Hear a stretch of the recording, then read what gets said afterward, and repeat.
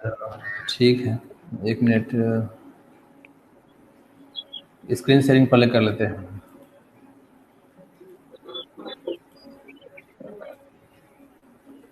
दिखा स्क्रीन?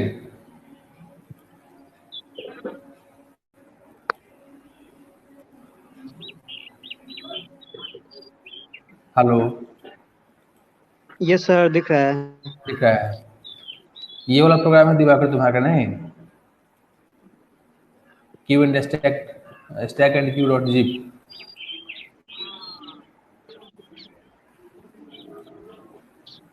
इसको पहले डाउनलोड कर लेते हैं।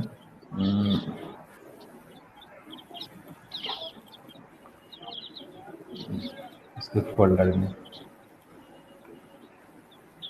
और इसके अलावा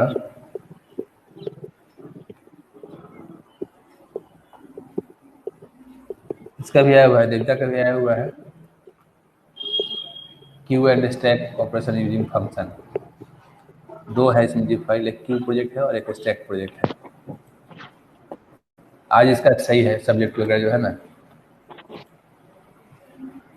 क्यू प्रोजेक्ट और दूसरा है स्टैक प्रोजेक्ट।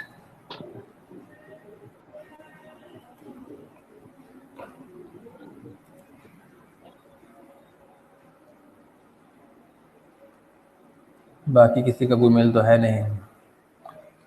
चलो,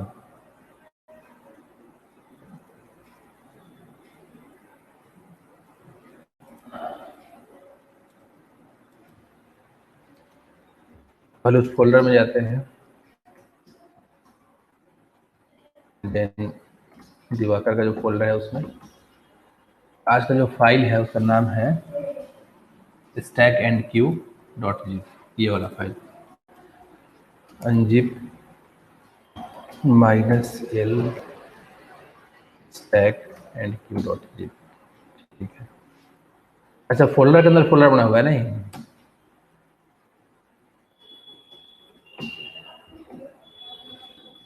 स्टैक एंड क्यू, इसमें अलग अलग है। जैसे एक है क्यू नाम का,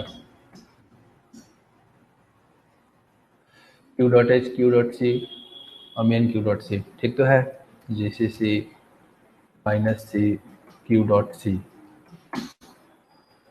and then g c c -c main q dot c, then gcc q dot o main q dot o minus o q।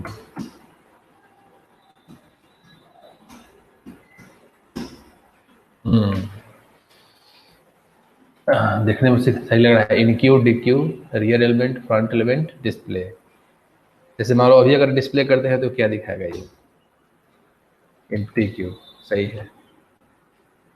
Then in Q insert element, मान लो 4 इंसर्ट हमने किया, तो अगर 3 करते हैं, डिस्प्ले के लिए 5 है, 4 दिखा दिया।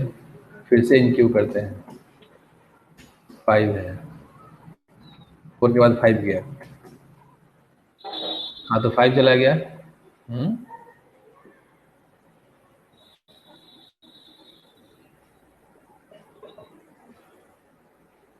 5 चला गया फ्रंट पे, ऐसा कुछ हुआ गया। 2 है, अच्छा ये चॉइस नंबर 2 चला गया था, गड़बड़ हो गया। 5, तो 4 हमारा जो है वो फ्रंट पे है। अभी मान लो फिर से, अभी एक एलिमेंट 5 है, फिर से इसको इन क्यू किए, अब यहाँ दिए 7, फिर से इन क्यू किए, ये 2, फिर से इन क्यू किए, ये 9। अब अगर इसको 5 करते हैं,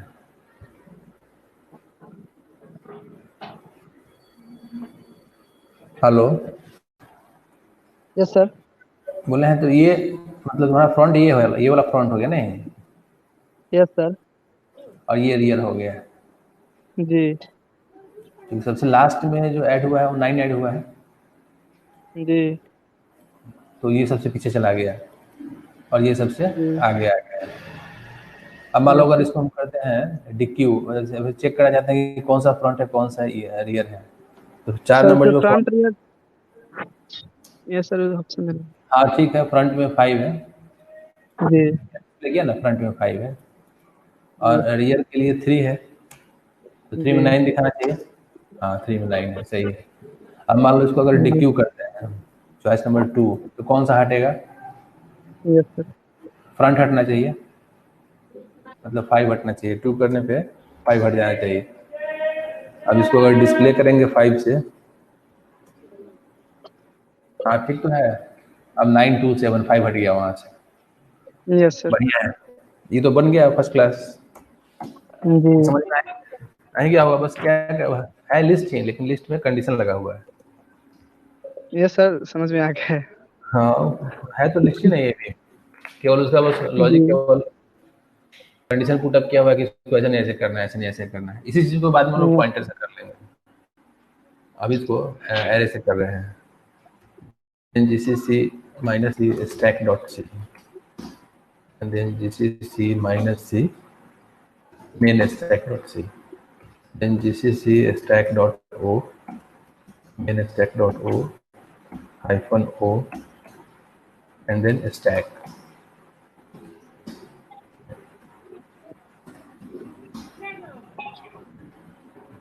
अभी मान लो 4 करते हैं तो stack is empty, empty Q लिखा हुआ है, देखो यहाँ पे क्यू थोड़ी है, स्टैक में है, लगता है कॉपी पेस्ट किया हो क्या, छूट गया है ये, यहाँ चाहिए एम्प्टी स्टैक नहीं, क्योंकि स्टैक का ये प्रोग्राम बना हुआ है। अब मान लो हम करते हैं पुश,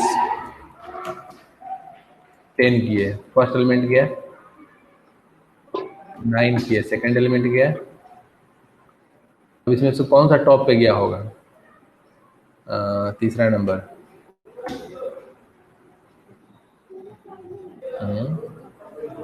गड़बड़ है,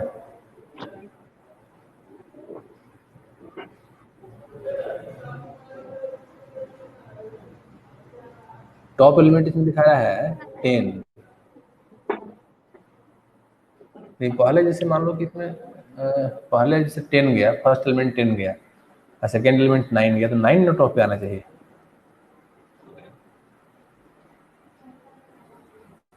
अगर मान लो डिस्प्ले करते हैं, इस पे भी गड़बड़ है, एक ही एलिमेंट दिखा रहा है, ऐसा क्यों?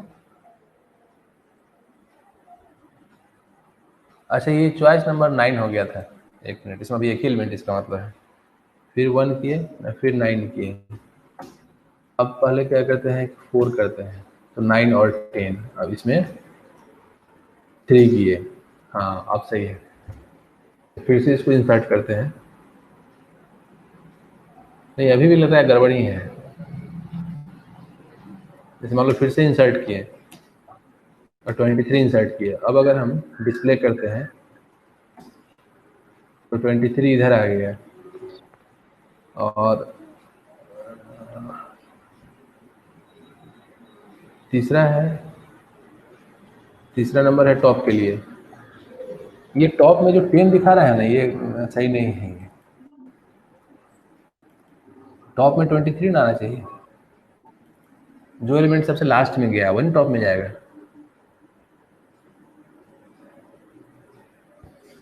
Hello, yes sir. दिख रहा है स्क्रीन में? सर नेटवर्क प्रॉब्लम इधर बहुत, इसकी दिक्कत हो रहा है सर। अच्छा नेटवर्क, लगता है नेट, लगता है स्लो चल रहा है नहीं?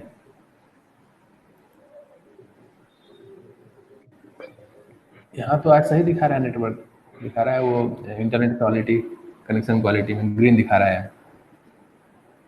ये वाला प्रोग्राम तुम्हारा जो है ना, ये वाला स्टैक वाला, ये गड़बड़ है, ये से नहीं है, मेरे इसको फिर तरफ से शायद चेंज सर करना। नेटवर्क प्रॉब्लम है। पता नहीं, कभी भी सही से नहीं कर पाते हैं, वीडियो देख करके तब सही से समझ आता है वीडियो तो। अच्छा उसके बाद वो मतलब हो पाता है, स्क्रीन शेयरिंग वहाँ पर नहीं दिखता है।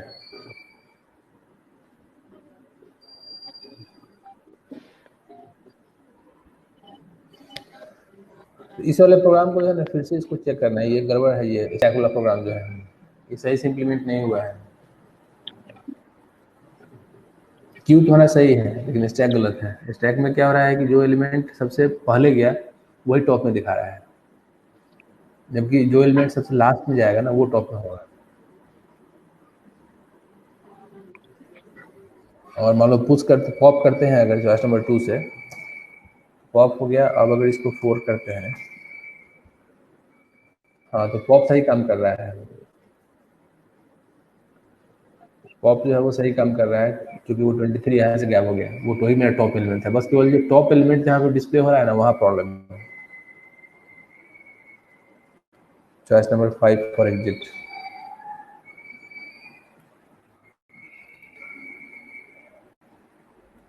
कितने स्टूडेंट है आज? 10 स्टूडेंट, संख्या अच्छा खासा है।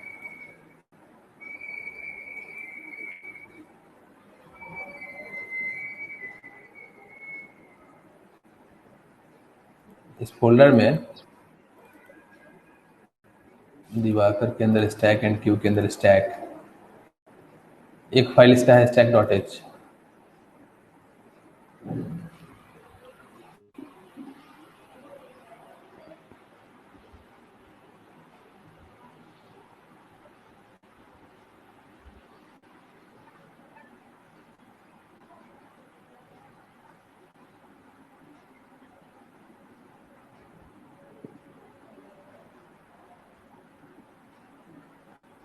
दोनों इंक्लूड किया हुआ है। फाइनल 500 पुश नाम का फंक्शन है, पॉप नाम का फंक्शन है, टॉप एलिमेंट है और डिस्प्ले है।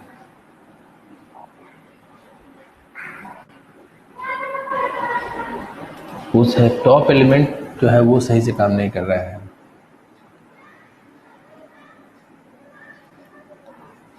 इसके अलावा एक stack.c है।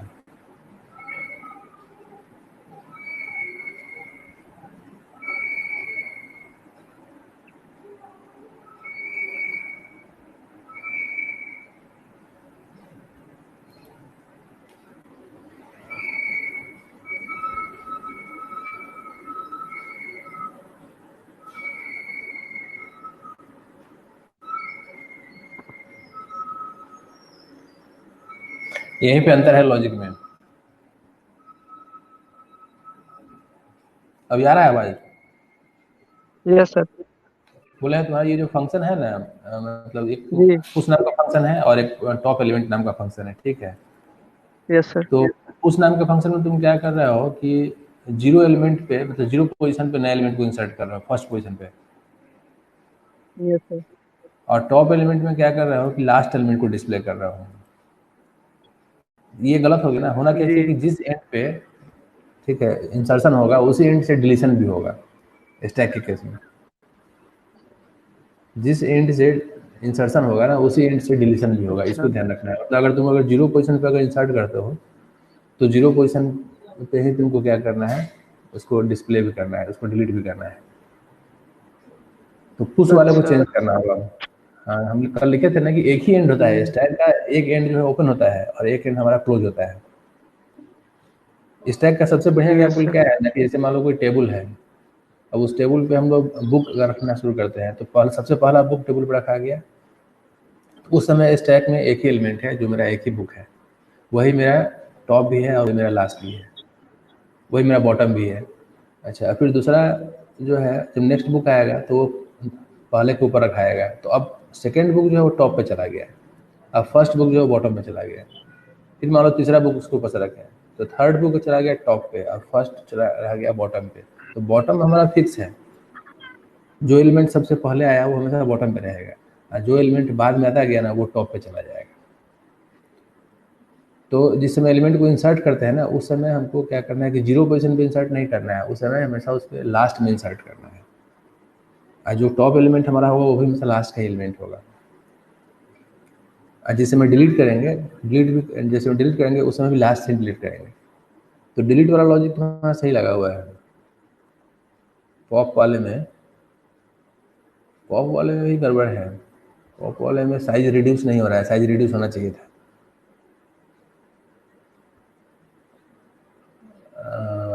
साइज 0 से स्टार्ट किए और साइज तक गए, इसमें है प्रॉब्लम। अभी स्क्रीन दिख रहा है मेरा? ये सर अभी वही स्टैक डॉट सी पर है स्क्रीन। हाँ, स्टैक डॉट सी पे है। तो जैसे हम ये बता रहे थे कि स्टैक का जो एग्जाम्पल होता है उसमें क्या होता है कि जो एलिमेंट सबसे पहले आया ना वो हमेशा बॉटम पे रहता है, ठीक है, और जो एलिमेंट बाद में आता है वो टॉप पे रहता है। तो एरे का जो लास्ट एलिमेंट है ना वो हमारा टॉप कहलाता है, और एरे का जो पहला एलिमेंट है वो बॉटम होता है। तो पुश वाला जो फंक्शन है, पुश ओहो, वाला फंक्शन है, तुम लिखे हो कि जीरो। ये सर तो ये उल्टा बन गया है तब शायद। एक मिनट, किसी का कॉल आ रहा है, पता नहीं किसका है। ये स्काइप पे कौन कॉल कर रहा है?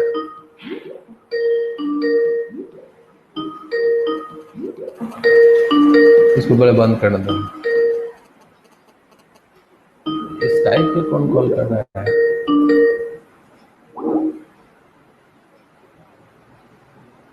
अच्छा, ये वाला स्काइप खुला हुआ है, वही कॉल हो रहा है। अब ठीक है, अब नहीं आया कॉल।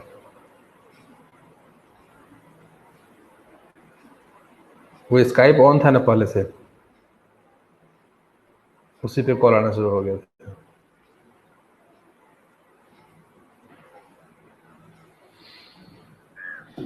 अब दिख रहा है ये प्रोग्राम।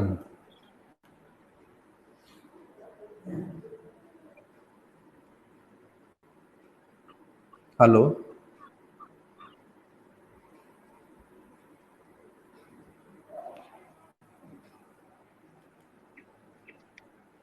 हेलो। यस सर अभी दिख रहा है। हाँ, बोले हैं कि जैसे ये जो पुश वाला जो फंक्शन है ना उसमें तुम क्या किए हो ना कि जीरो पोजीशन पे एलिमेंट को इंसर्ट किए हो। तो जीरो पोजीशन पे नहीं अच्छा, करना है, ऐसा उसके लास्ट में करना है। ये मतलब सर अभी जो उल्टा हमारा बन गया है तब ये। उल्टा बन गया है। हाँ, अभी जो हमारा साइज है ना, अभी जो हमारा जो साइज है, साइज का वैल्यू है, स्टार्टिंग में साइज का वैल्यू कितना जीरो किया हुआ है यस कि नहीं सर। किया हुआ? स्टार्टिंग में साइज का जो वैल्यू है वो जीरो होना चाहिए। हाँ, जीरो किया जी। हुआ है या ये सही है? तो इसमें इतना कॉम्प्लेक्स बनाने की जरूरत नहीं है, इसको यस सिंपल सर। ऐसा लिखना है इसको। और यहाँ पे ये होगा, करंट जो हमारा जो साइज है ना एरे के साइज पोजीशन पे एलिमेंट को प्लेस कर देना है। इसके बाद फिर साइज को प्लस प्लस करके एक रिटर्न कर देना, रिटर्न कर देना है, दैट्स ऑल। ये समझ में आया? जो एरे हमारा है उसका जो करंट साइज है उस पोजीशन पे करंट एलिमेंट को इंसर्ट कर देना है, और फिर साइज को एक से बढ़ा करके उस साइज को यहाँ से रिटर्न कर देना है, दैट्स ऑल। या कमेंट लिख देते हैं कि put the element at the end of the array. Array के एंड पे क्या करना है, उसको प्लेस करना है। पॉप क्या करेगा कि सबसे लास्ट एलिमेंट जो है ना उसको वो रिमूव कर देगा और साइज को एक से रिड्यूस कर देगा वो। जैसे यहाँ पे ये होगा, कुछ नहीं करना है इसमें। इसमें एरे का लास्ट एलिमेंट है इन साइज -1, इसको जीरो कर लेना है, and then size minus minus कर देना है, और तब उस साइज को वहाँ से रिटर्न कर लेना है। तो पुश क्या करता है, एलिमेंट को इंसर्ट करता है और ये एलिमेंट को डिलीट करता है। और टॉप एलिमेंट में ये सही है, last element is the top element. और डिस्प्ले जो है यहाँ पे एम्प्टी क्यों नहीं होगा, यहाँ पे क्या होगा, एम्प्टी स्टैक होगा। और जब स्टैक को डिस्प्ले करते हैं जनरली हम लोग, तो टॉप टू बॉटम जनरेट करते हैं।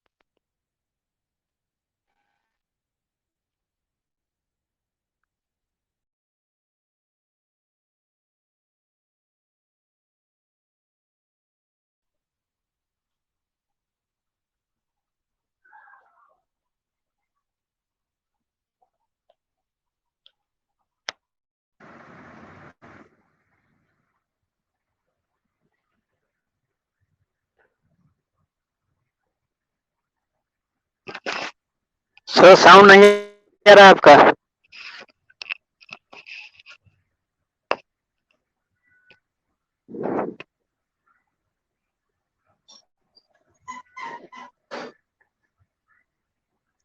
हेलो।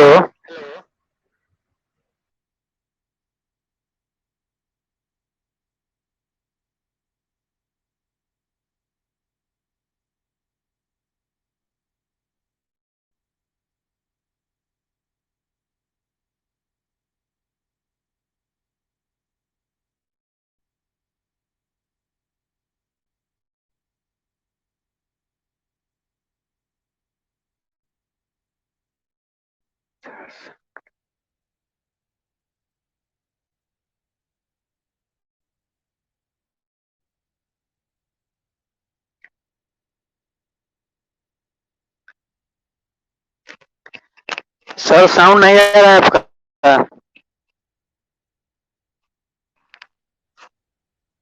क्या? हाँ। हमको क्या पता कितना?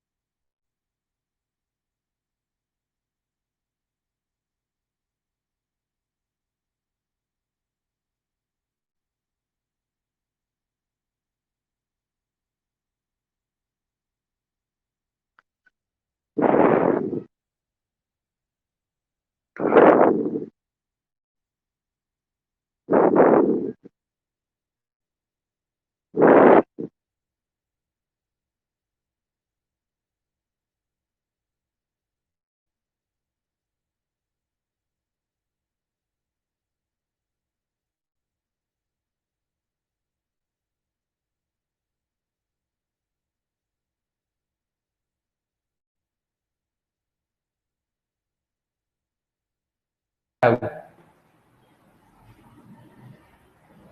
हेलो, अब आना चाहिए आवाज। यस सर, आ रहा है आवाज। हाँ, उससे पता नहीं वो उसका माइक जो है ना वो इनेबल ही नहीं हो रहा है। बीच में स्काइप का जो कॉल आया है ना, यस तो हो सकता है सर। उसी कारण से कहीं वो डिस्टर्ब हो गया हो। अभी स्क्रीन दिख रहा है? Yes sir. हाँ, वो असल में बीच में पर स्काइप पे कॉल आया था किसी, तो उसी कॉल के कारण हो सकता है कि ये डिस्टर्ब हो गया हो मे भी, क्योंकि यहाँ वो दिखा रहा था कि अनम्यूट हो गया, मतलब म्यूट हो गया था वो, अब फिर से आ गया। चलो, तो इसको हम लोग चेक कर रहे थे स्टैक डॉट सी को। जब यहाँ साइज अगर 0 आ रहा है तो 0 पोजीशन पे जाएगा, एलिमेंट को प्लेस कर देगा एरे के, और उसके बाद वो साइज को 1 से इंक्रीज कर लेगा, और फिर साइज यहाँ से रिटर्न बैक करेगा। तो फिर ये एक्स्ट्रा एलिमेंट इसमें कहाँ से कहा जा रहा है? इसका मतलब है कि ये पुश फंक्शन जो है कहीं और भी कॉल रहा है क्या?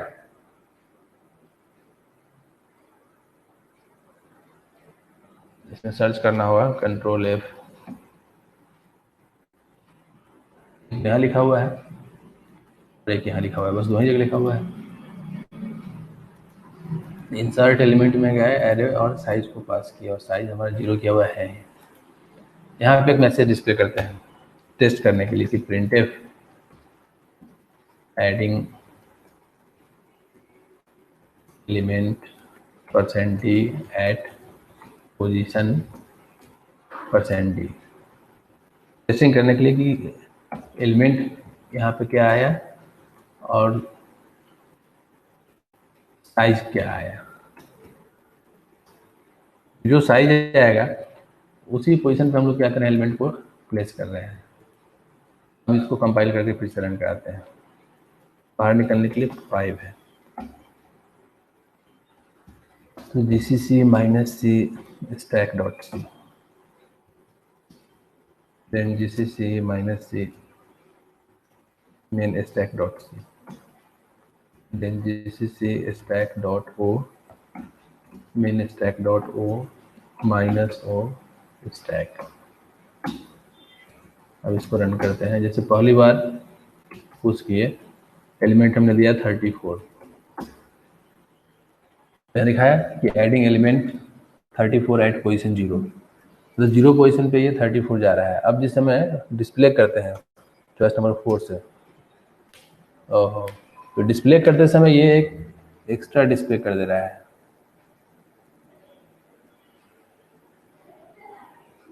क्योंकि जिस समय डिस्प्ले हो रहा है इसका मतलब उस समय का प्रॉब्लम है क्या? ये डिस्प्ले को, डिस्प्ले में क्या लिखा हुआ है?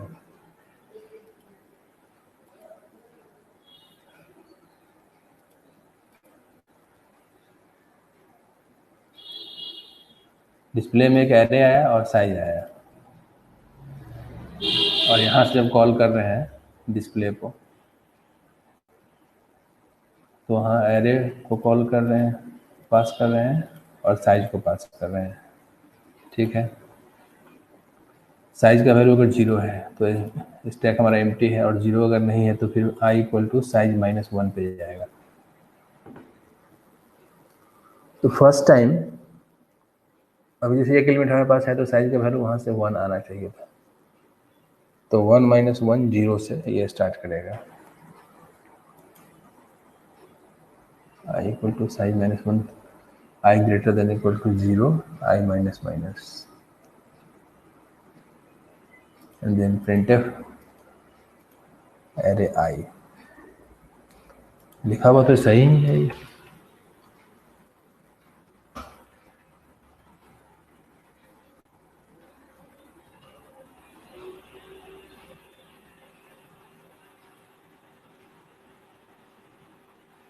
लेकिन फिर भी ये लूप 2 बार चल जा रहा है।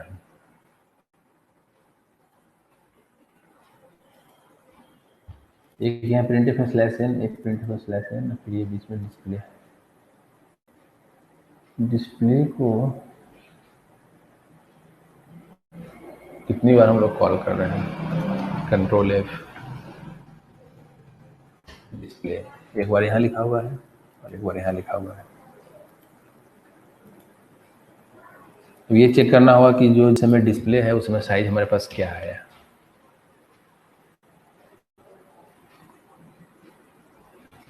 printf size of stack is %d/n, size। ये क्या डिस्प्ले करता है इस पर डिपेंड करता है। फिर से बाहर निकलने के लिए है इसमें 5, फिर कंपाइल करते हैं पहले stack.c को, फिर मेन स्टैक को, फिर इसको लिंक कर लिए। अब इसको रन कराओ। उस किए 23 दिए, अब 4 किए, यहीं पे आ रहा है साइज ऑफ स्टैक इज 2। ये 2 नहीं आना चाहिए था, ये आना चाहिए था 1।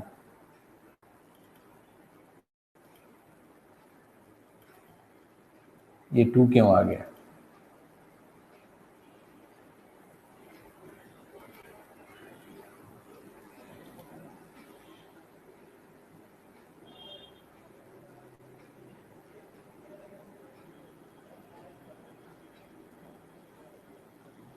अच्छा, यहाँ ना गलत लिखा हुआ है। यहाँ जो साइज प्लस प्लस लिखा हुआ है ना, ये इसको एक प्रॉब्लम क्रिएट कर रहा है। साइज प्लस प्लस यहाँ नहीं होना चाहिए, फिर साइज माइनस माइनस भी यहाँ नहीं होना चाहिए। इस कारण से प्रॉब्लम हो रहा है। वो फंक्शन का पार्ट होगा।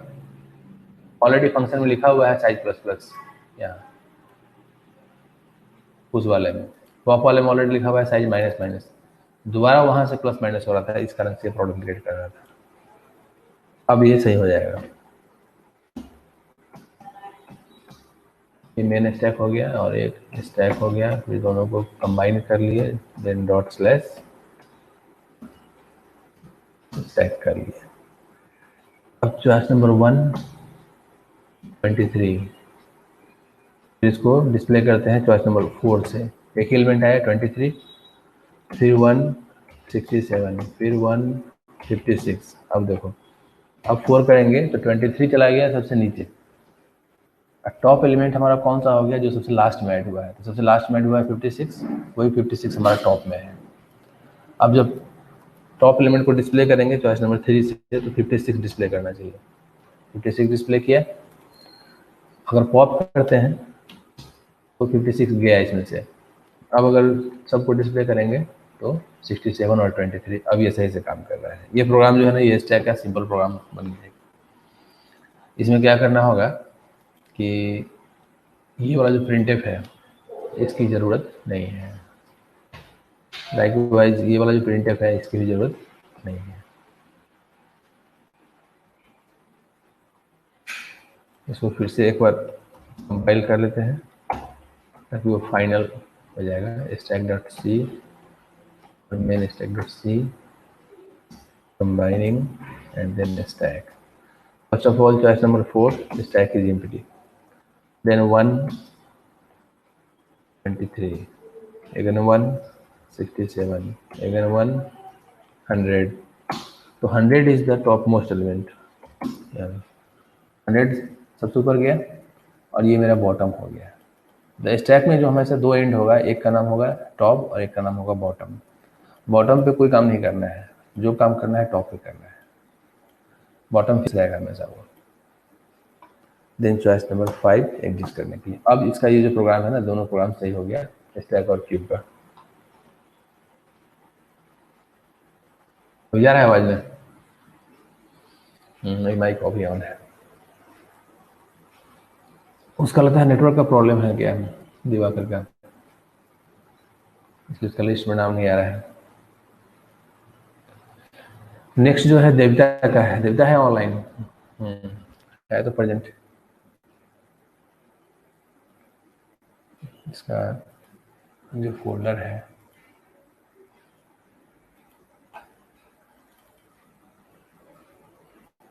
दो, इसका अलग अलग फोल्डर है। जी फाइल है कि स्टैक प्रोजेक्ट और क्यू प्रोजेक्ट। जैसे स्टैक प्रोजेक्ट को पहले चेक करते हैं,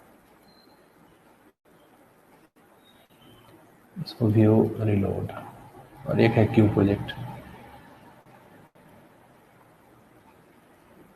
स्टैक प्रोजेक्ट जो है, अच्छा इसमें अलग अलग मॉड्यूल बना हुआ है।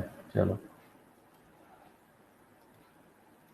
हाँ इसमें इतना करने का जरूरत था नहीं, क्योंकि सारा का सारा जो काम है पुश का या पॉप का या डिस्प्ले करने का, सब तो स्टैक से रिलेटेड ही है। अब इसमें क्या होगा ना कि केवल पुश फंक्शन डिफाइन किया हुआ होगा, बस इसमें केवल डिस्प्ले डिफाइन किया हुआ होगा। पहले सबको कंपाइल कर लेते हैं।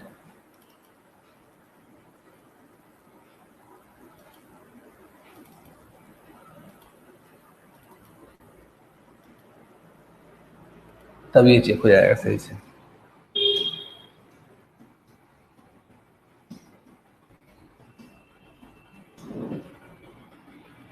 फोल्डर का नाम होगा स्टैक प्रोजेक्ट। अब क्या करना होगा, first of all go to display module. जैसे यहाँ देखो, इसका नाम दिया हुआ है डिस्प्ले मॉड्यूल, इसका नाम है पॉप मॉड्यूल, इसका नाम है पुश मॉड्यूल, ये बिल्कुल सही है। तो इसका ये जो फोल्डर है ना, इसका नाम होना चाहिए था टॉप मॉड्यूल। ये तो डिस्प्ले टॉप हो गया ना, या फिर जैसे कैसे ये पॉप मॉड्यूल है वैसे ये होता है टॉप मॉड्यूल, ये टॉप को डिस्प्ले करने के लिए, तब ये नोमेनक्लेचर ज़्यादा अच्छा होता है। Display module GCC -C .c गया। ये वाला जो फाइल है so.h. इसको हटा दो, ये पता नहीं कहाँ से फाइल आ गया।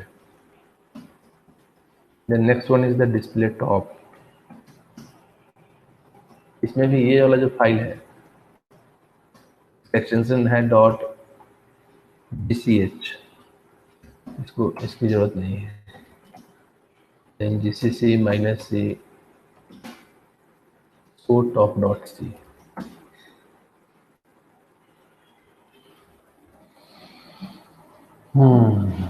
इसमें है प्रॉब्लम।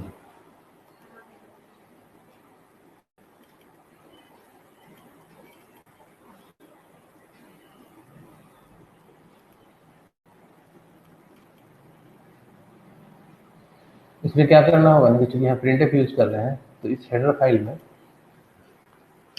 stdio.h इंक्लूड करना होगा कि hash include stdio.h।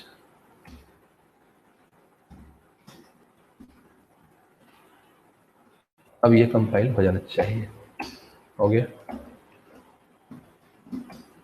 Then pop module में भी पहले rm*.gch, then GCC -C pop.c, ये भी कंपाइल हो गया। Then next one push module, इसमें भी rm कुछ सुन नहीं पा रहे हैं। हेलो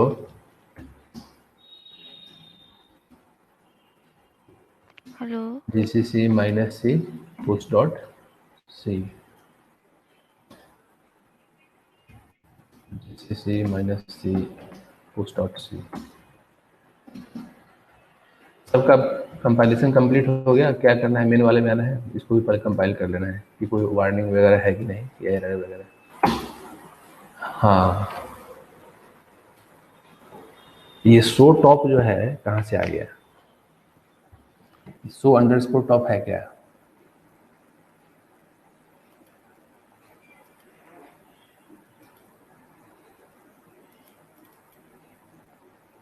लाइन नंबर कितना था इसमें? 37। सो लाइन नंबर 37 में ये वाला है। हमको लगता है कि फंक्शन जो डिफाइन किया हुआ है ना, उसका नाम शो अंडरस्कोर टॉप है। मे बी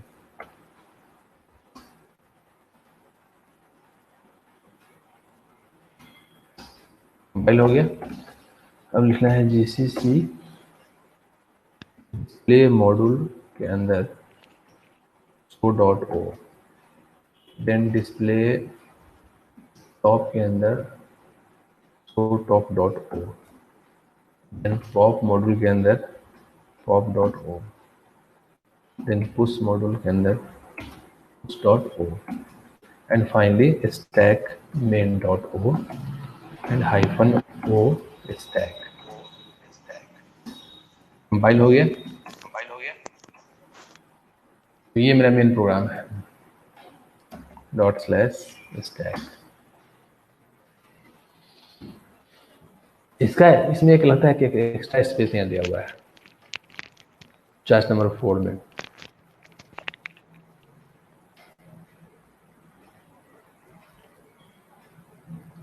चॉइस नंबर 4 यहाँ पे है।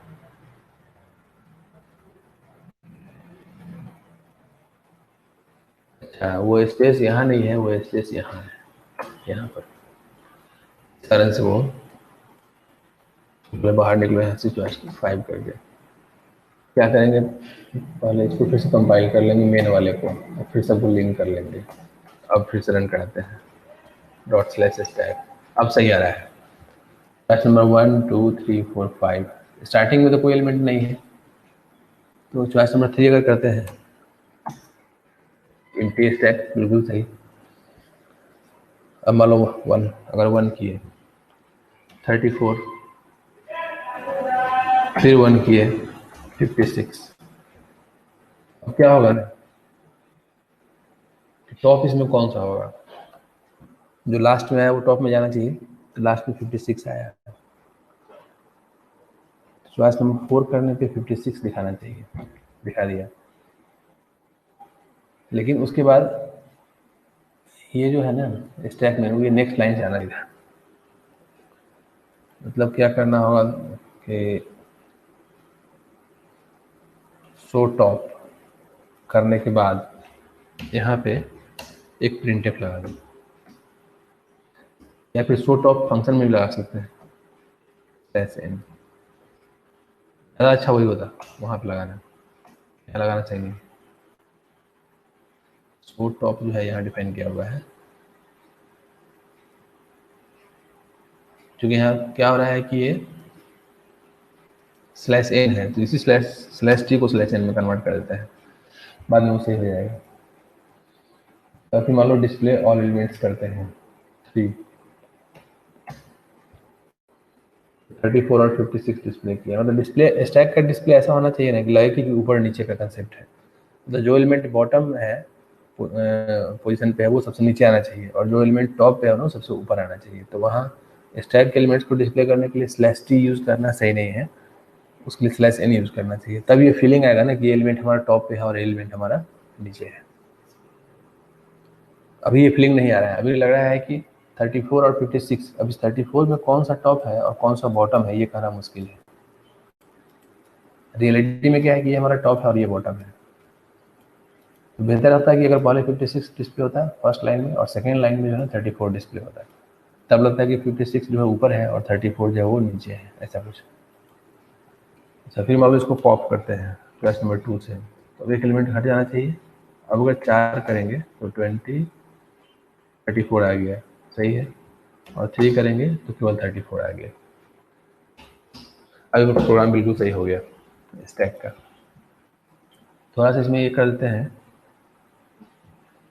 जहाँ डिस्प्ले हो रहा है डिस्प्ले मॉडल वाले में, इसका जो show.c है इसको ओपन करो, और यहाँ भी यही काम करना होगा कि इसको रिवर्स डायरेक्शन में जो है ना डिस्प्ले करना होगा इसको, from the last element to the first element ऐसा डिस्प्ले करना होगा। i equal to total -1, then i greater than equal to 0 and i minus, और इस जगह पे /t नहीं करके /n यूज कर लो। अब चूंकि /n हम यूज ऑलरेडी कर रहे हैं तो इस /n की जरूरत नहीं है। अब इससे ये फीलिंग आएगा ना कि वो प्रॉपरली कौन सा एलिमेंट टॉप पे है कौन सा एलिमेंट बॉटम पे है। ये हो गया show.c। ये किस मॉड्यूल में था, डिस्प्ले मॉड्यूल में था, तो display module gcc -c show.c।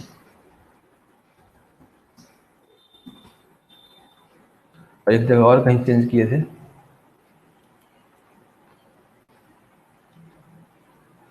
Show top वाले में चेंज हुआ है।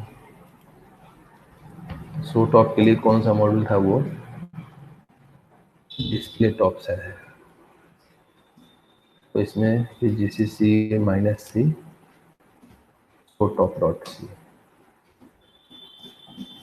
अब इसको फिर से लिंक कर लेना होगा। अब एक बार इसको रन करा लेते हैं इस टाइप को। पहली बार अगर पुश किए और नंबर के दिए 67, फिर से पुश किए अब दिए 9, फिर पुश किए दिए 3। अब अगर 100 एलिमेंट्स करते हैं चॉइस नंबर 4 से, तो 4 क्या करेगा? केवल टॉप करेगा चॉइस नंबर 3 से। अब ये सही है। अब लग रहा है ना कि ये 3 जो है ये टॉप एलिमेंट है और 7 जो है ये बॉटम पे है, ऐसा कुछ। और केवल टॉप अगर डिस्प्ले किए थे तो 3 डिस्प्ले किया, मतलब सही डिस्प्ले किया। अभी प्रोग्राम जो है बिल्कुल सही है। ये चॉइस नंबर 5 से बाहर निकला है।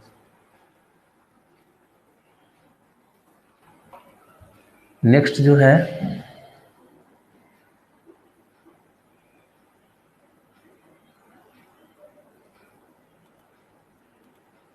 प्रोग्राम इसका है ये वाला, क्यू वाला। इसमें show rear, show front,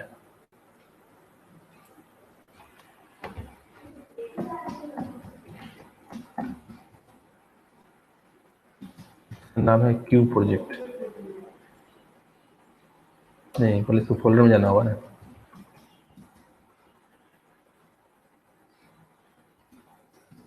Q project, इसमें पहला है ऐड एलिमेंट, सही है। RM star dot GCH,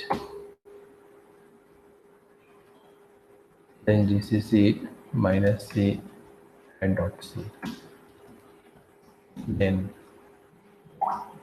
display element. किसी का मैसेज आ रहा है टाइप पे।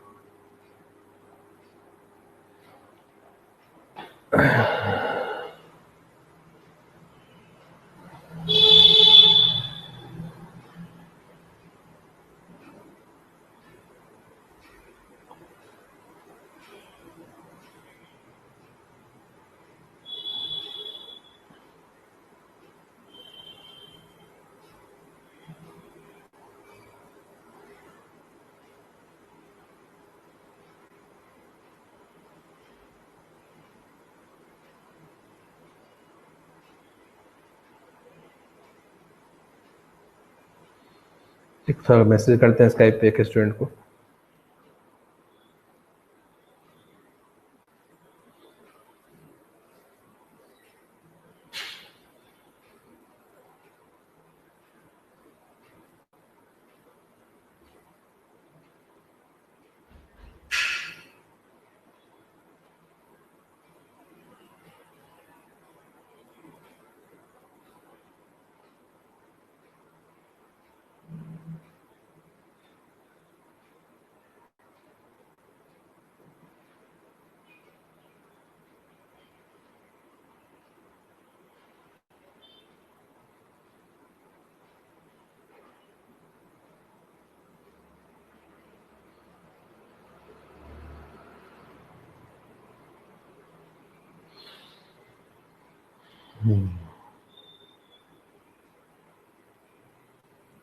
नेक्स्ट मॉड्यूल है डिस्प्ले मॉड्यूल। इसमें भी इसको हटाना होगा पहले RM कमांड से, then GCC -C show dot C। after that next is the remove element, GCC -C delete dot C। फिर वही है, डिलीट वाला प्रिंट यूज किया हुआ है, वहाँ पे हैश इंक्लूड में stdio नहीं यूज किया हुआ है, stdlib यूज किया हुआ है। डिलीट डॉट सी में प्रॉब्लम है। Remove element delete dot C, एक ये है, इसका इससे पहले हटाया था, इसका कंफ्यूजन क्रिएट करेगा। एक डिलीट डॉट एच है। तो डिलीट डॉट सी में क्या क्या यूज हुआ है? प्रिंटफ यूज हुआ है। और एग्जिट यूज किया हुआ है।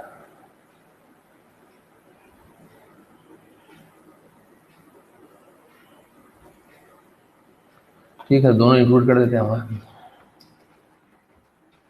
Hash include stdio.h, hash include stdlib.h।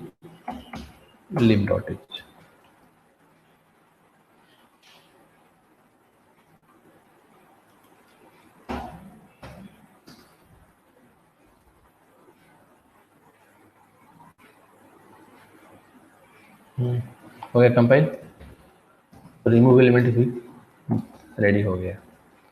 Then show front, rm,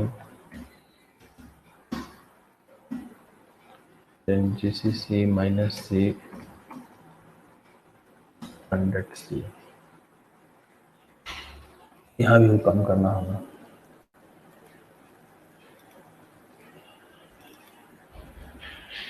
एक तो front.h है और दूसरा जो है front.c है। इसमें भी एग्जिट है और printf है, तो उस दोनों को यहाँ भी इंक्लूड कर देते हैं।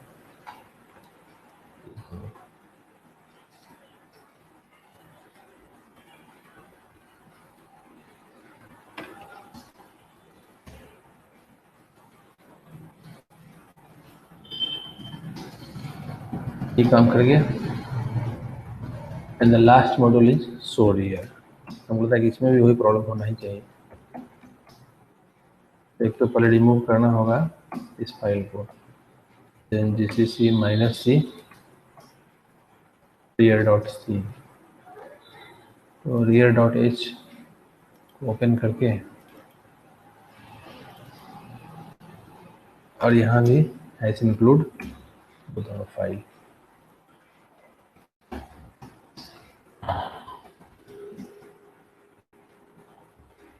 then gcc -c qmain.c, finally gcc वाला मॉड्यूल, दूसरा मॉड्यूल, तीसरा मॉड्यूल,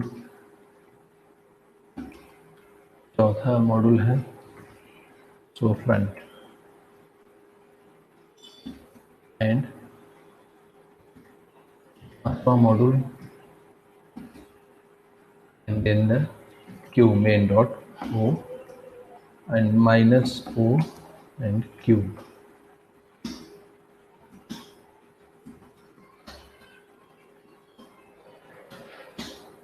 आ गया। अब वही है, कॉपी एंड पेस्ट का चक्कर है, यहाँ एक्स्ट्रा स्पेस आ रहा है। First of all add element 12, again add element 34, again add element 10। अब मान लो डिस्प्ले ऑल एलिमेंट करते हैं, डिस्प्ले पहले फ्रंट करते हैं, तो फ्रंट इक्वल टू 12 लिखा है। हाँ, जो कि सबसे पहले ऐड हुआ 12, इसलिए 12 जो है वो फ्रंट में गया। अच्छा, रियर करते हैं, डिस्प्ले रियर एलिमेंट 5, रियर में 10 आ गया है क्योंकि सबसे लास्ट में 10 ऐड हुआ, और डिस्प्ले ऑल एलिमेंट्स के लिए 3 है। ये ठीक है, 12 है। इसमें ये है कि ये लग रहा है ना कि ये हमारा फ्रंट है और ये जो है हमारा वो रियर है। अब जिस समय डिलीट करेंगे एलिमेंट को, तो डिलीशन कहाँ से होगा? डिलीशन होना चाहिए फ्रंट से, क्योंकि जो एलिमेंट सबसे पहले आया उसका काम सबसे पहले होगा। चॉइस नंबर 2 डिस्प्ले हो डिलीट हो गया। अब अगर फिर चॉइस नंबर 3 करते हैं और एलिमेंट्स को, तो 12 लॉस्ट हो गया, 34 और 10 आ गया। सही है, ये प्रोग्राम भी सही से काम कर रहा है। 6 नंबर था बाहर निकलने की। तो अब स्टैक और पी का प्रोग्राम हमको लगता है ये एरे बेस्ड प्रोग्राम जो है वो फाइनल हो गया। उसका भी सही था, दिवाकर का भी सही था, और इसका दिलजा का जो है इसका भी सही हो चुका है। अब आते हैं हम नेक्स्ट टॉपिक पे।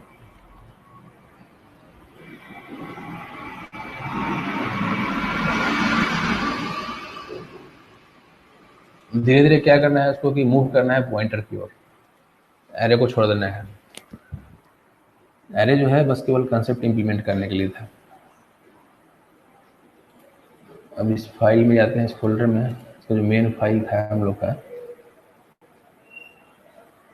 जिसका नाम था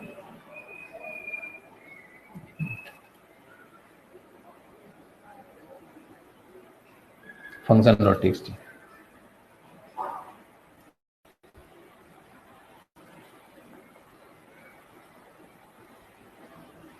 चॉइस नंबर 9 हो गया, नहीं टॉपिक नंबर 9 है और है मई 6 है, बस टॉपिक नंबर 10 होगा।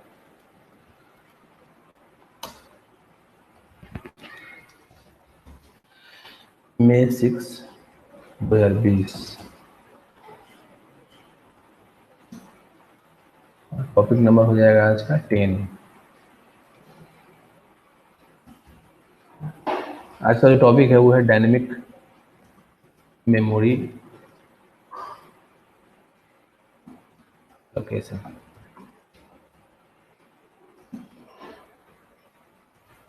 डाटा स्ट्रक्चर का जो है ना स्टार्टिंग पॉइंट समझो कि यहीं से है कि जैसे अभी तक क्या हो रहा है कि हम लोग जो प्रोग्राम बना रहे हैं उस प्रोग्राम में एरे यूज करते हैं। तो जनरली हम लोग क्या करते हैं ना कि एरे का एक मैक्सिमम साइज पहले फिक्स कर देते हैं, 1000, 2000 जो भी करना है, 500 उसको फिक्स कर लेते हैं। और जिस समय प्रोग्राम राइट करते हैं उस समय फिर बाद में यूजर से पूछते हैं कि टोटल एलिमेंट्स हमारे पास कितना है,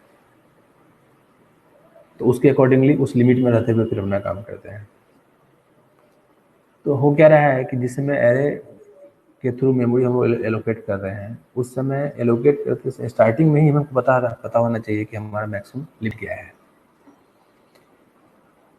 और उस चीज़ को हम यूजर से इनपुट लेकर के उसको डायनेमिक नहीं कर सकते हैं। इसी प्रॉब्लम को दूर करने के लिए जो है ना एक इसमें फंक्शन दिया हुआ है सी में जिसका नाम है मैलॉक। ये क्या करता है कि रन टाइम में मेमोरी एलोकेट करता है और बाकी सारा फंक्शनलिटी इसका बिल्कुल एरे की तरह ही है, लेकिन है क्या कि ये पॉइंटर है इसलिए मेमोरी एक्सेस करने का जो तरीका है वो थोड़ा सा डिफरेंट हो जाएगा। वो हो जाएगा using star operator. Star operator या फिर एम्परसेंड ऑपरेटर जो है उसको यूज़ करके तब मेमोरी को हम लोग एक्सेस करेंगे। तो कंसेप्ट है एरे वाला है, लेकिन ये जो है ना एक तरह का डायनेमिक एरे है। डायनेमिक इन द सेंस कि पहले हम पूछ सकते हैं यूजर से कि टोटल एलिमेंट्स हमारे पास कितने हैं, how many elements are there, और तब उसके बाद फिर क्या करेंगे कि उसके अकॉर्डिंगली हम लोग जो है इनपुट लेकर के उतने ही मेमोरी को एलोकेट करेंगे जितना यूजर का रिक्वायरमेंट है। जैसे एक दो प्रोग्राम इसमें बना हुआ होगा पहले से। उस प्रोग्राम में क्या था कि पहले यूजर से मान लो कि मैं इनपुट ले लिया, सॉर्टिंग वगैरह का जो प्रोग्राम है, एक मिनट देखने दो, सॉर्टिंग का कोई इसमें फाइल होगा, कोई प्रोजेक्ट बनाया था हम लोग सॉर्टिंग के लिए, जिसमें मान लो एक फंक्शन है ये sorting.c, इसको जगह देखिए इसमें क्या लिखा हुआ है। जैसे ये जो प्रोग्राम बना हुआ है ना सॉर्टिंग वाला, इसमें क्या हो रहा है कि इसमें एक एरे डिफाइन किया गया, उस एरे का साइज लिया गया 1000। जब ये प्रोग्राम रन करता है तो उस समय हम लोग मैसेज देते हैं कि input the size of array.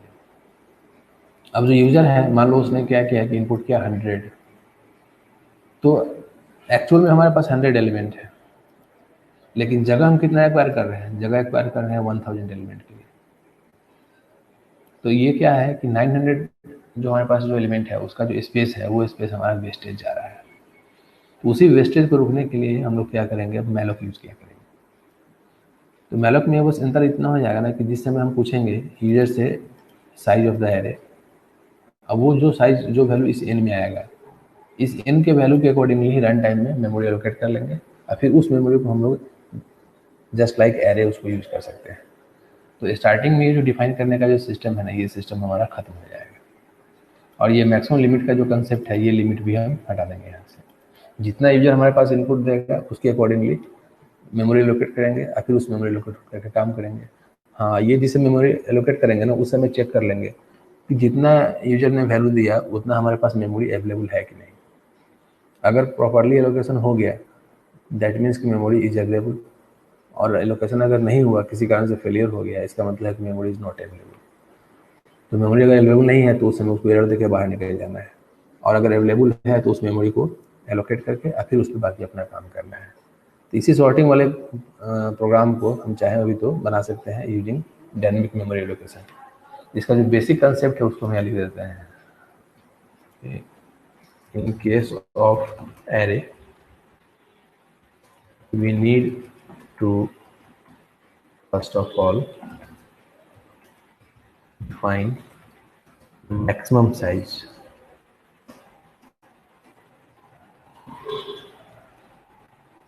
of the array. Then after taking input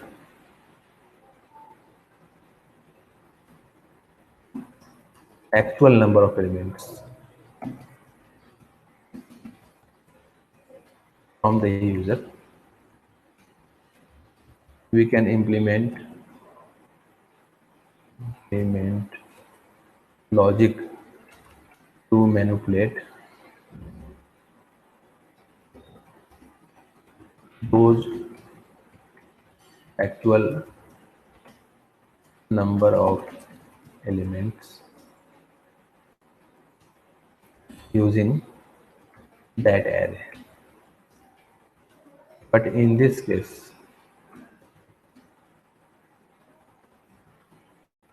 there is always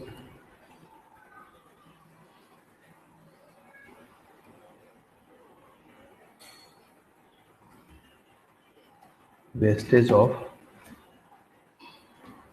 memory due to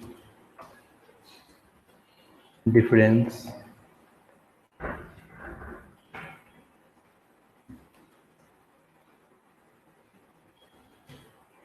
between the actual between the total size of the array and the actual number of elements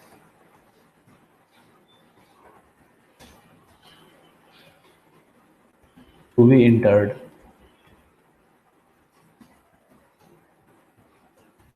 by the user. For example, if the total or maximum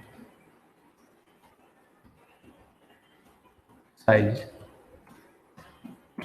of the array is 1000 and the user is only interested in storing 100 elements, then space for 900 elements will not be utilized.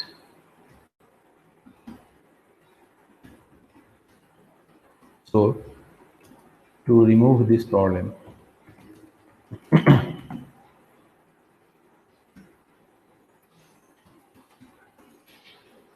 we can make use of malloc function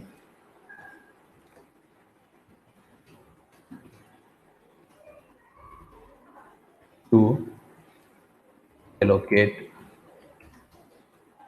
space for actual number of elements. Actual number of elements in the memory at the runtime after taking input it from the user. Syntax इसका है कि the prototype या फिर ऐसा लिखो कि ठीक है the syntax of malloc function is as follows.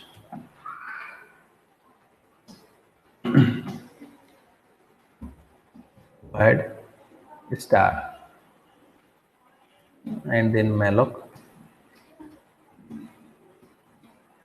int total bytes।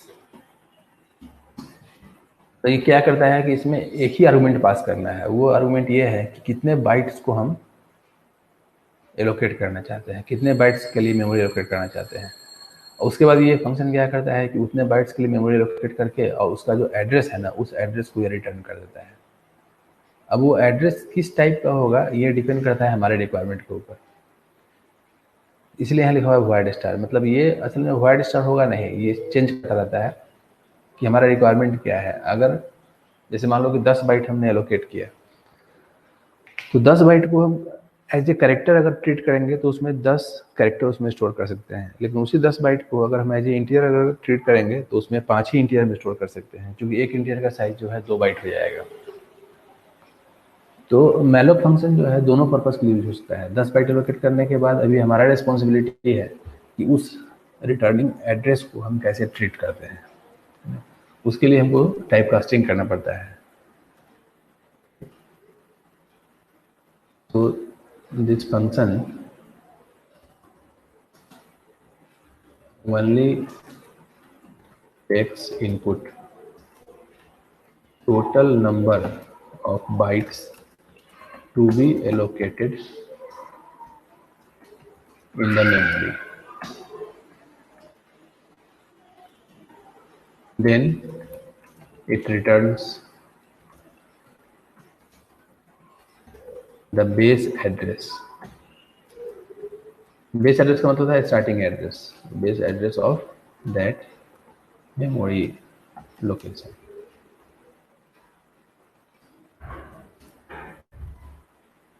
After fetching that memory location address,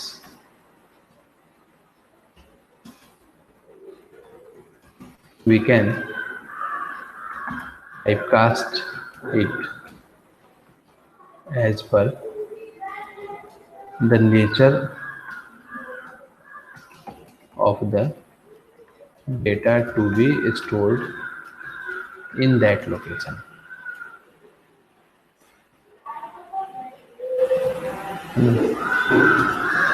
It will depend upon the data type of the pointer in which we are going to store the memory address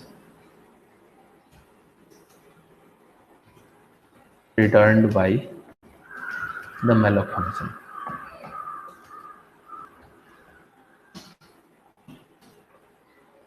for example, एक छोटा सा example लेते हैं अभी ये, तभी समझ में आ जाएगा। जैसे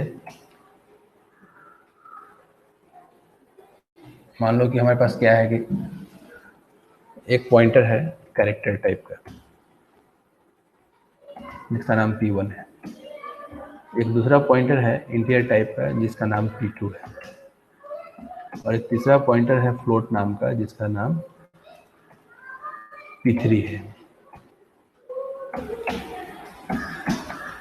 3 पॉइंटर हमारे पास है, तीनों का नेचर अलग अलग है। P1 जो है वो कैरेक्टर टाइप का है, P2 जो है वो इंटीजर टाइप का है, और P3 जो है वो फ्लोट टाइप का है। अब इसमें अगर हम लिखते हैं कि P1 equal to add star and then malloc और 12,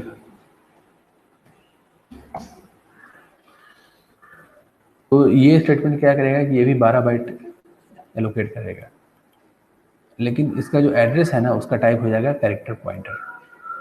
तो इसका मतलब है कि हर एक जो एलिमेंट है वो एक एक बाइट का होगा, क्योंकि हम इसको कैरेक्टर टाइप से इसको ट्रीट करने जा रहे हैं।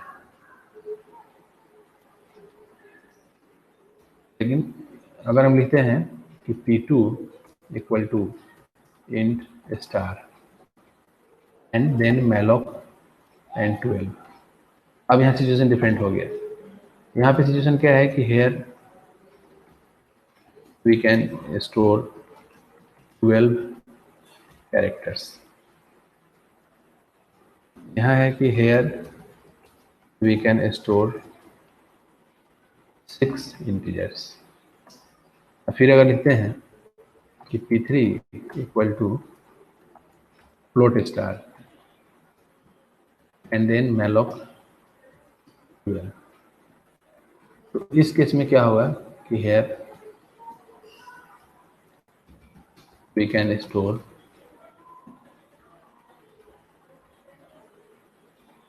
3 फ्लोट्स। क्योंकि एक फ्लोट का साइज होता है 4 बाइट, हमारे पास है 12 बाइट, तो 4 का ब्लॉक बनेगा।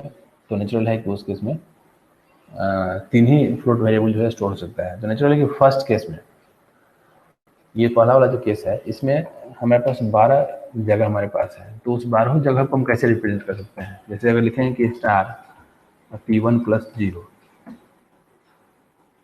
तो ये मेरा हो गया कि दिस इज द वैल्यू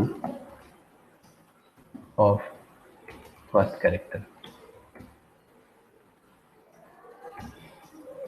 फिर अगर लिखते हैं कि star P1 plus 1, so this is value of second character। इस तरीके से ये बढ़ते बढ़ते चला जाएगा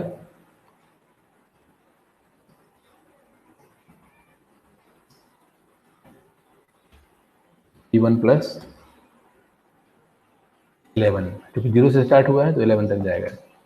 and this will be the value of 12th character जो इसमें स्टोर हुआ है। इस केस में यहाँ अगर हम लिखते हैं कि स्टार एंड P2 प्लस 0, तो this is the value of first integer. Similarly ये सेकेंड के लिए हो गया, ये थर्ड के लिए हो गया, ये फोर्थ के लिए हो गया और ये फिफ्थ के लिए हो गया। नेचुरल है कि ये 1 हो जाएगा, ये 2 हो जाएगा, ये 3 हो जाएगा और ये 4 हो जाएगा।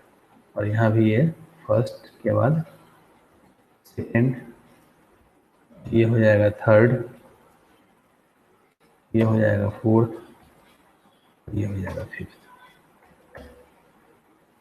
इस केस में अगर इसको लिखते हैं कि P3 प्लस 0, ये वैल्यू ऑफ फर्स्ट फ्लोट।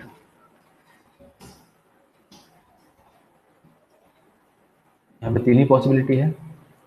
एक फ्लोट का साइज हमारा जो है वो 4 बाइट है, तो ये सेकेंड और ये थर्ड, ये 1, ये 2, नेचुरल है कि ये हो जाएगा सेकेंड के लिए और ये हो जाएगा थर्ड के लिए।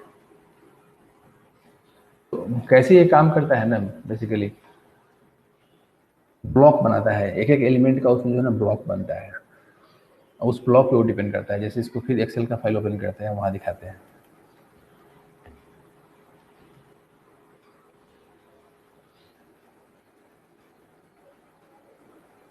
तभी ज़्यादा क्लियर हो जाएगा।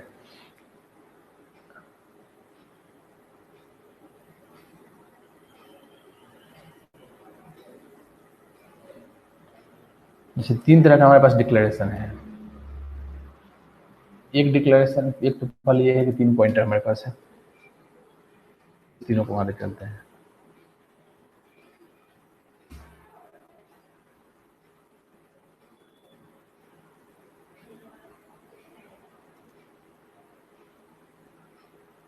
ठीक है, तीनों में आ गया, ये 3 डिक्लेरेशन है।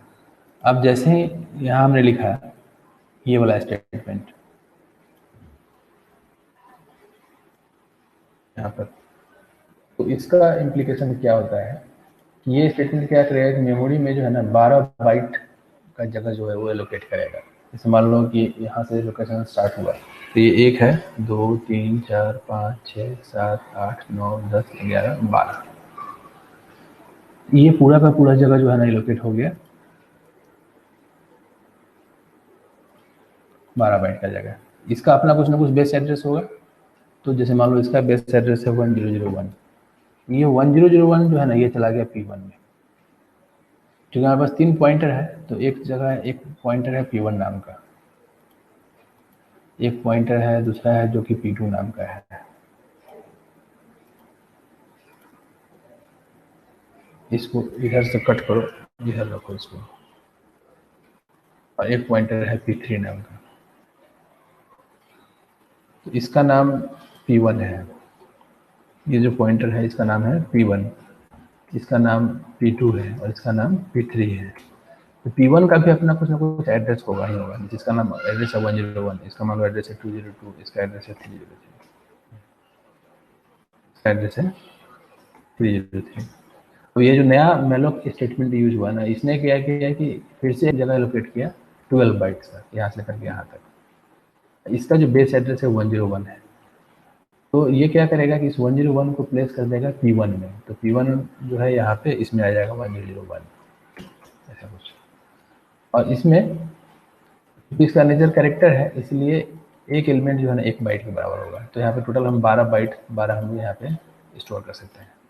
तो ये जो लोकेशन है this is P1 + 0, this is P1 + 1, this is P1 + 2, मतलब ये जो लोकेशन है इसको this is star and P1 + 0 like this, copy कर लेते हैं। Then this is star P1 + 1, then this is star P1 + 2, ऐसे ये बढ़ते बढ़ते बढ़ते चला जाएगा P1 + 11 तक। ये इसका जो है मैपिंग है। फिर सेकेंड स्टेटमेंट जब यहाँ लिखा हुआ था ऐसे, ये वाला, यहाँ सिचुएशन थोड़ा डिफरेंट हो जाएगा। तो ये स्टेटमेंट हमारा यहाँ लिखा हुआ है, जैसे ये स्टेटमेंट होगा ना तो ये भी क्या करेगा कि 12 बाइट का एक जगह लोकेट करेगा, जैसे यहाँ पे लोकेट हुआ है बिल्कुल उस तरीके से। साइज दोनों का सेम ही रहेगा, लेकिन इसका अपना एड्रेस कुछ और होगा। मान लो इसका एड्रेस था 2002, तो नेचुरल है कि ये 2002 जो है ये जाएगा P2 में, तो P2 यहाँ लिखा हुआ है, तो यहाँ पे 2002 आ गया।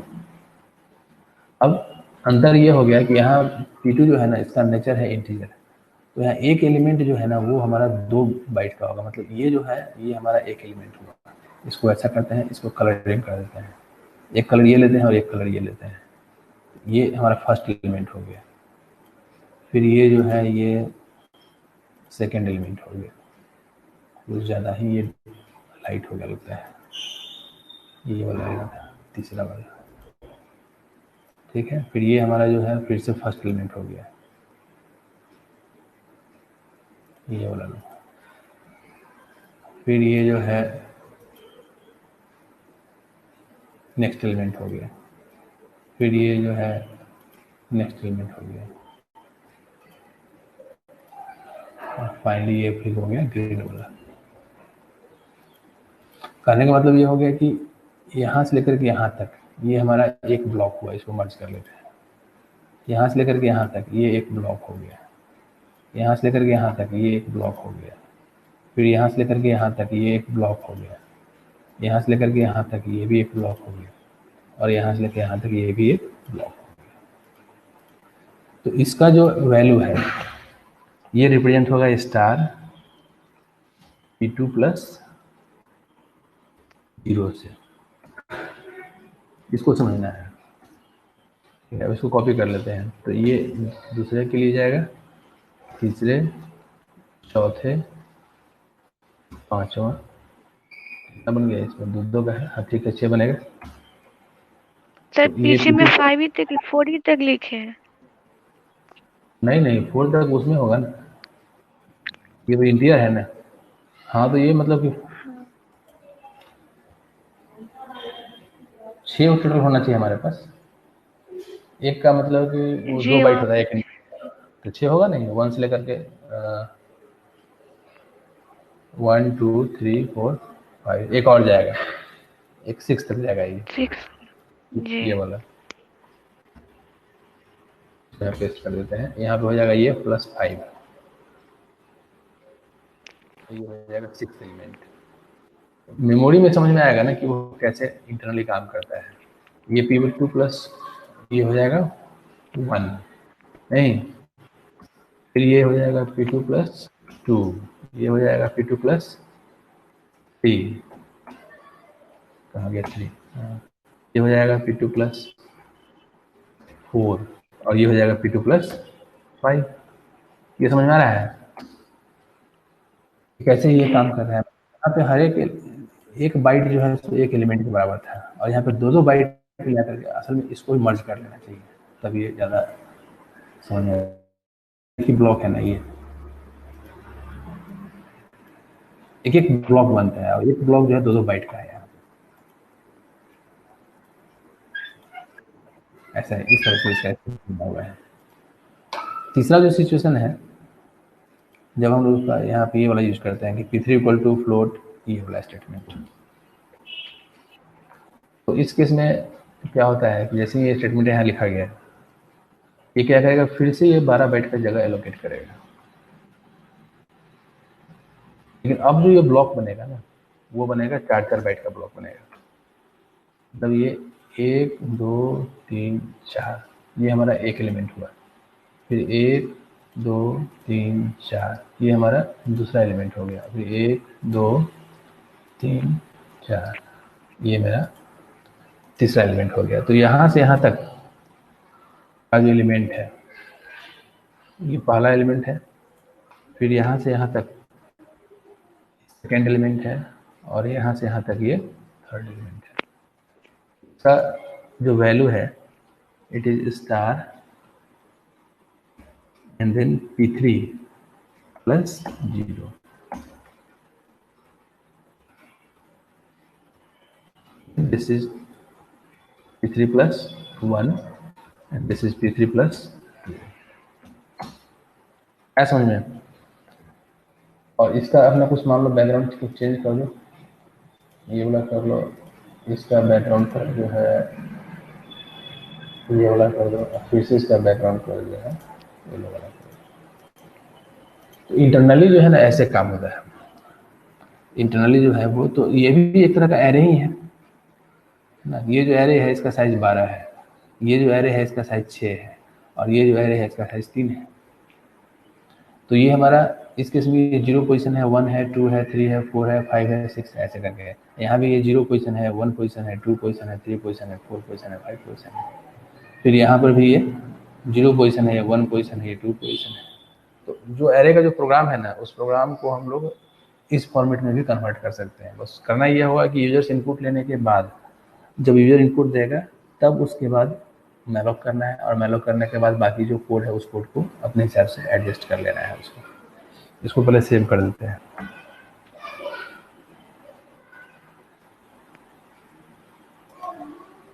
यहाँ पे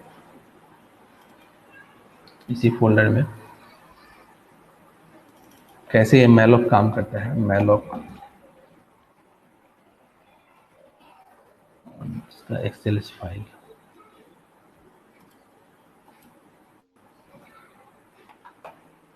इसको थोड़ा सा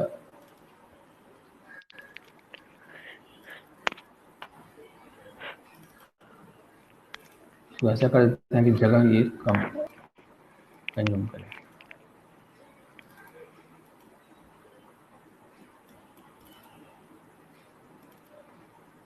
क्योंकि मर्ज किया हुआ है ना, इस कारण से ये, फिर भी इसको चाहे तो कम कर सकते हैं।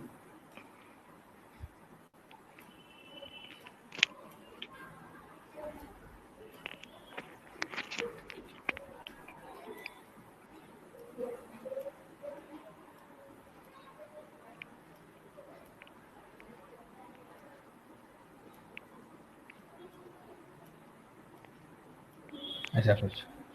तो इसका पेज का साइज जो है ना, फॉर्मेट पेज, यहाँ इसको लैंडस्केप करके और पेज साइज कर देते हैं 3 एंड देन ओके। और तब इसको PDF में कन्वर्ट कर लेते हैं। अब देखते हैं इस PDF का क्या नेचर है। इस फोल्डर में होगा PDF malloc.pdf। दिख रहा है सही से? सारा वेरिएबल का नाम है, स्टेटमेंट है, और ये भी दिख रहा है कि किसका क्या उसका मीनिंग है। इसी बेसिस पे क्या करना है कि प्रोग्राम को बनाना है आगे। तो ऐसे अभी तो प्रोग्राम हम लिख नहीं रहे हैं, प्रोग्राम लिख के कल दिखा देंगे कि कैसे इसको काम करते हैं। अभी बस क्या है कि इसको समझ लेना है कि ये हमारा एक एरे है, हो गया। तो अब जो एरे बन रहा है वो डायनेमिक बन रहा है। अब पहले जो एरे बन रहा था उसका साइज जो था वो फिक्स था। दोनों में अंतर यही है। कल क्या करेंगे कि वो सॉर्टिंग है, सर्चिंग है, या कोई और भी जो प्रोग्राम पहले से बना हुआ है ना, उस प्रोग्राम को इसी malloc फंक्शन का यूज़ करके तब उसको हम लोग इम्प्लीमेंट कर लेंगे। कल के लिए कोई अभी टास्क नहीं देते हैं, छोड़ देते हैं इतने, ठीक है। इस फाइल को अपलोड कर देते हैं। कल क्या करेंगे बता देंगे कि इस कंसेप्ट का यूज़ करके एरे का सॉर्टिंग, सर्चिंग वगैरह का जो प्रोग्राम है ना, उस प्रोग्राम को कैसे हम लोग इम्प्लीमेंट कर सकते हैं।